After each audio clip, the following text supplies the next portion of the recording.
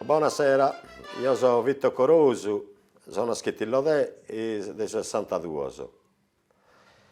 E la passione mia da minore è stata sempre a fare questa pittura. A piccino di 7 anni ho cominciato a disegnare su compensato, che questo compensato me lo dai subito del Celeste, quando ho iniziato a scuola corria del Savalagnameria e se mi preparai a questo spezzo di compensato. E sul risultato a me spariana su primo vi custo. Pizzinedo di 8 anni, 7-8 anni. Poi ho cominciato, mi piace di custo e comincio che satiro.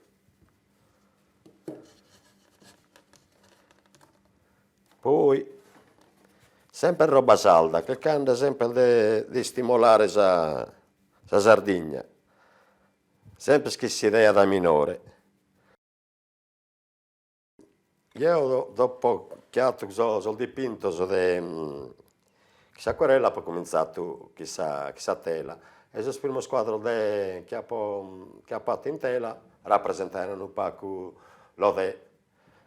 L'Odè che mi tirei a metà, questa gente anziana che l'ascolta io, intendio contos, in base a questo contos mi immaginai io quanto poteva essere una corsa a caddu, una emina che sta cucendo da 6 anni, cucendo il suo costume a Saizza, che si deve sposare, 8 ore. E mano a mano ho cominciato a disegnare tutte queste cose, però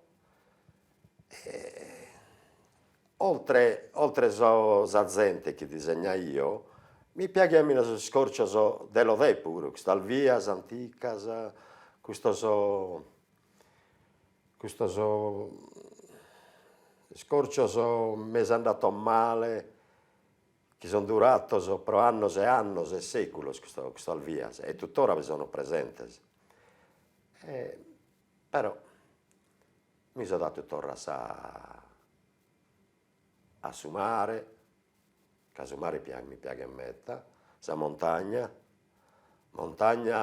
come questa zona Zipilora, che è una bella zona come panorama. Poi beste quest'altro che a mia m'ha scosso mettere a mia questo disegno, che avete una via, un centro storico e la maggior parte di questo centro storico ne l'hanno imbolato e prima e io l'ho conosciuto dai minori, dico che corrio, che scompanzo, entriamo dentro questo gutturo giocando a tracca tracca. E questa cosa non esiste in Prusco, hanno imbolato la maggior parte tutto, che sarebbe la cosa purissima. Questo quadro a me mi rappresenta a me, mi rappresenta sul lavoro e quando mi sono appolassato il lavoro e tutto quanto che stai male, ho abbandonato tutto e mi tengo meta questo quadro.